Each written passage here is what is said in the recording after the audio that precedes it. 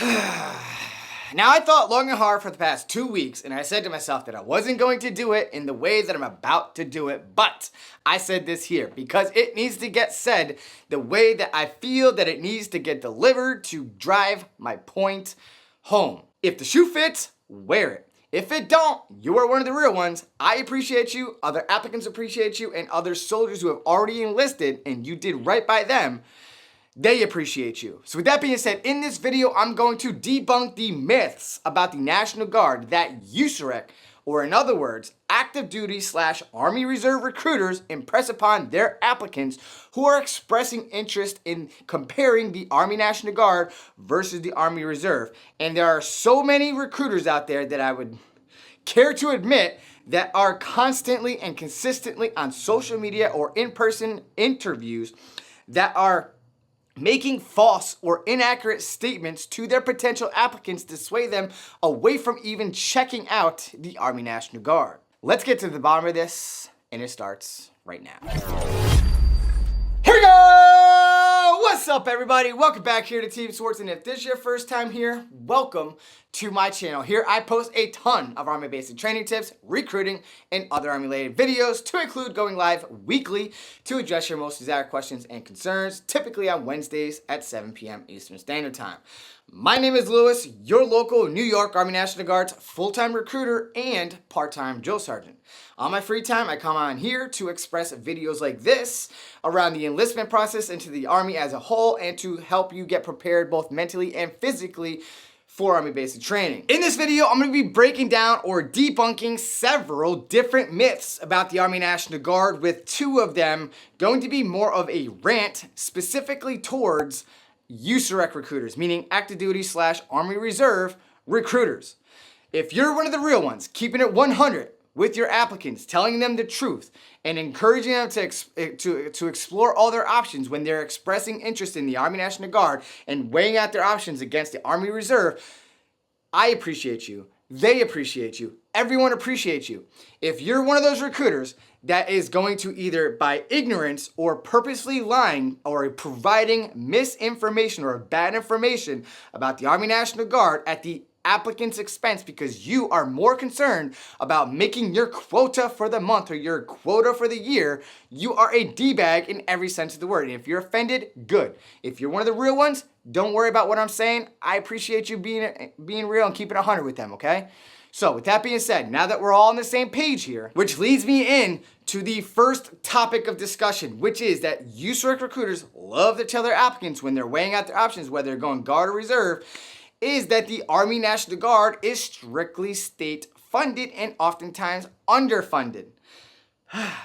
This really irks me because the Army National Guard has a dual mission, meaning that we have a federal mission and a state mission, whereas the Reserve only support the federal mission, which means, let's compare federal to federal. There is no difference between Army Reserve and the Army National Guard. It is the same federal benefits, same federal money, same federal pot of money. There is no difference. It is the same money that's going to pay for your drill weekends, your annual training, your military schools, whether it's leadership schools, specialty schools, any schools. That is all federal funding. There is no difference. If I was wearing my uniform, I point to my U.S. Army name tape. It is the same name tape, same uniform, same Federal Reserve retirement pension. Same retirement points that we earn on a drill weekend, just like the battle assemblies, drill weekend for the Reserve. There is no difference.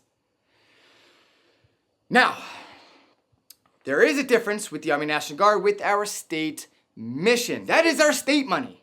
That is what you're talking about. That's what you're referencing. The drill weekends is strictly federal. There is no difference, but we have more money because of our additional, more responsibility to our respective states. All 54 states and U.S. territories has its own National Guard. We respond to and can be activated for, but not limited to, natural disasters, state emergencies, pandemics, civil unrests, homeland security, border patrol, counter-drug, and so much more. So with that being said, all those things are state funds. which is different from the reserve, but it's more than the reserve. So how is it that we have less money, and how is the reserve a better bet because it's federal? We're federal and state. Like, I hope you all paying attention, writing notes, all right? That's all I gotta say about that. Which leads me into topic number 2. Y'all mother flowers tell applicants that the Army National Guard's state tuition assistance is always running out of money and that you can't trust the state tuition assistance because it's always running out of money. The federal tuition assistance is the same for the Army Reserve as it is for the Army National Guard. It is the same pot of money, the same feature, which gives us the same benefits. And that means that you only pay up to $4,000 or up to $250 per credit, maxing out at 16 college credits. I don't like to do math in public, but $250 times 16 credits is $4,000. That is the most a Army Reserve / Army National Guard soldier can get on an annual basis to pay for their tuition assistance.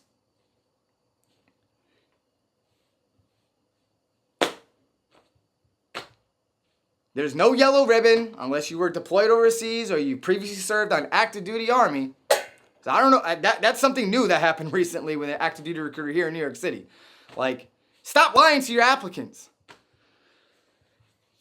Now, what makes Army National Guard different, more competitive, better when it comes to college, like maximizing the college monetary gains or money for college, is our state tuition assistance. Now, I've been recruiting for over 17 plus years, and I can only recall once, 1 year, one state that actually legitimately ran out of state funds and that could not pay out the state tuition assistance. That was like 10 years ago, all right? It's definitely not recent. So with that being said, most states will pay up to 100% towards community and state colleges. Like in here, in the New York Army National Guard, we pay up to 100% towards your first 4-year degree to all CUNY and SUNY colleges. That's community and state college / universities. So you can go to SUNY Albany, SUNY Buffalo, right? Those are universities, 100% free ride, meaning tuition is paid 100%. If you go to a private college, you will get up to the SUNY rate, which is currently $7,070.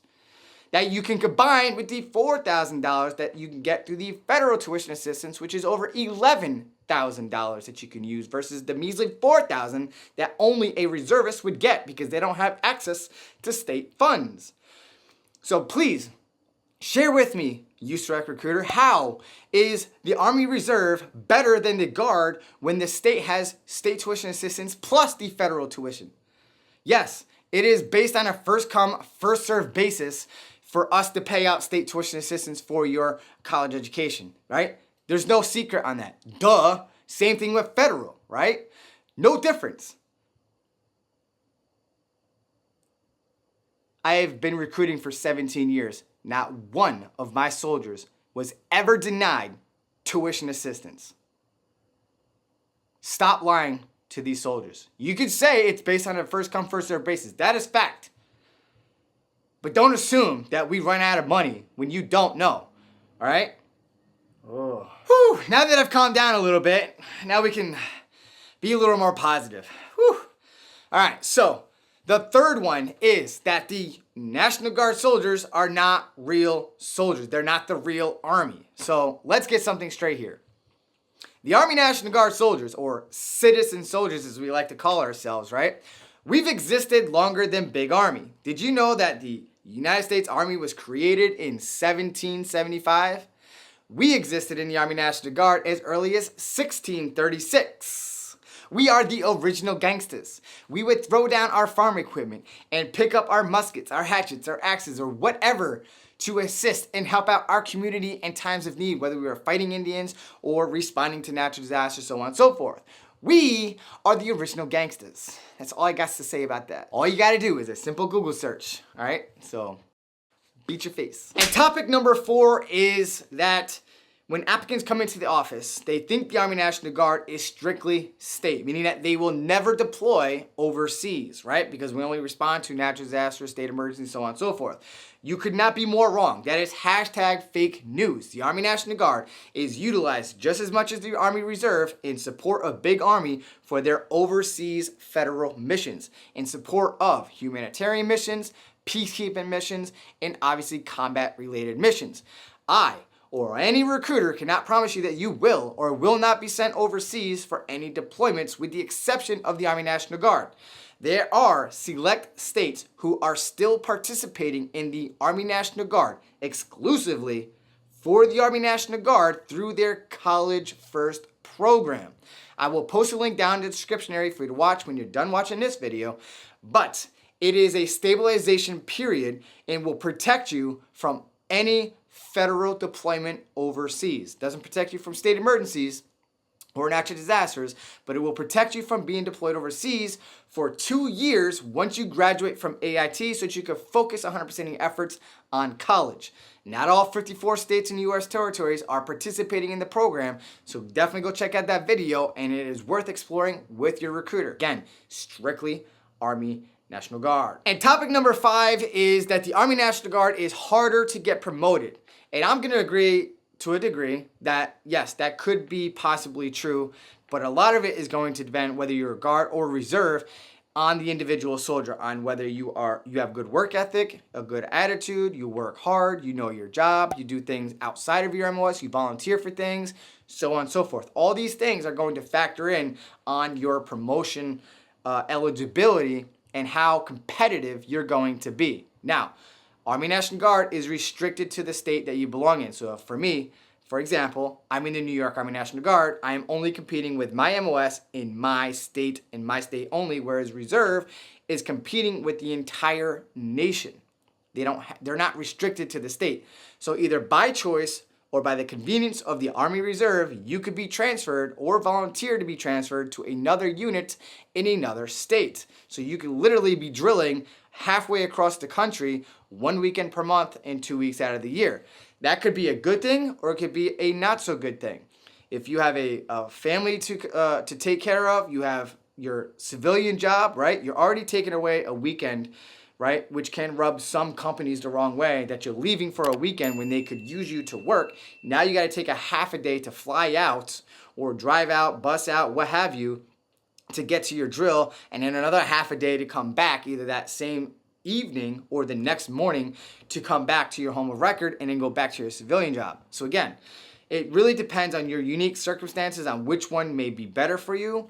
I know Reserve try to do their best to keep you locally, but again, intentionally or unintentionally, you could be assigned to another unit nationwide. So it is what it is, right? Again, Guard, you're restricted to your state, typically in your immediate area, but it could be anywhere within your state. You put the different zones that you want to be considered for promotion. So it's up to you on where that net is going to cast out as far as promotional purposes. The 6th thing that active duty love to say about Army National Guard and Army Reserve, for some reason they forget about the Reserve, but the Reserve is no different than the Guard. But they say that the Army National Guard is not proficient or as proficient in our MOS compared to active duty. The difference between active duty versus Guard and Reserve is that active duty do their MOS every single day in the field, in garrison, every single day, doing the same exact things every single day, whereas Army Reserve and Army National Guard do it 1 weekend per month and 2 weeks out of the year. In my opinion, in my humble opinion, I feel that whether you're Guard, Reserve, or active duty, right, it is dependent on the leadership and how effective the training is carried out, all right? So I've seen Reserve units, I've seen Guard units, and I've seen active duty units that have subpar performance and not doing training to standard, all right? It's across the board. I've also seen where, like, active duty, because they do it day in and day out, becomes monotonous, their standards drop. Whereas Guard and Reserve, because we are doing it part-time, we're more motivated and we're keeping up to the standard every time we carry out our training. Yeah, we're not doing it full-time, but when we do that type of training, we're giving it 200%, whereas active duty, because they're doing it all the damn time and they're bored doing the same thing all the damn time, that they're giving maybe 75, 80%, sometimes lower. But again, that could also happen in the Guard or Reserve as well, but to each its own. Any last and final myth that I'm going to debunk is that the Army National Guard only drills or works that Saturday and Sunday once a month, meaning drilling 1 weekend per month and your 2 weeks in the summer. In reality, that is not typically the case. Now, if you go combat support, then yes, it will be closer to that Saturday and Sunday. Sometimes it'll be Friday evening through Sunday versus a combat arms unit like an infantry / field artillery unit or so on. They tend to have extended drills, right? Ranging anywhere from Thursday through Tuesday the following week, plus or minus a few days on either end of that drill weekend. If your op tempo is higher because you're gearing up and getting ready for a potential deployment, then your drill weekends are certainly going to be a little bit longer. In my old field artillery company, when I first enlisted, we would come in from a Friday night through Sunday almost every single drill weekend. But what that did for us is that August, right, that month before in July, we would have, which is, so in June would be our annual training for 2 to 3 weeks. July would be like a recovery month, and we would have our barbecue and awards ceremony. And then August, we would typically have off and then gear back up in September for the next fiscal year that starts in October. So that was what happened with me, and a lot of units do the same exact thing. So it really depends on your unit to how they conduct their annual training throughout their schedule for the year. So just keep that in the back of your mind to be in the know and understand what to expect. My honest opinion, go combat support, because those skill sets translate well on the civilian side. Although, like I said, like combat arms, it's cool, it's fun, it's a lot of fun, right? But it may, depending on your needs, wants, and desires, if you're a college student, I wouldn't go combat arms for that reason, because you will more than likely have extended drills, whereas combat arms, you're gonna have more flexibility and more time to focus on your education. So I'm just throwing that out there, food for thought. You do what you feel is best for you. Join for your reasons and your reasons alone. I have nothing against you going active duty, reserve, guard, or any other branch of the military. I just want you to join. I just want you to have all the information so that you can make a well-informed decision and make a decision for what's best for you and your reasons alone. All I want you to do is join. Any one of us. I don't care. Just join. And if you're in New York, hit me up. I got you. Say less, fam. Do me a favor, if you like these tips, you appreciate this video, hit that like button, smash it if that's something you're into, subscribe if you haven't already. I'll see you in the next video.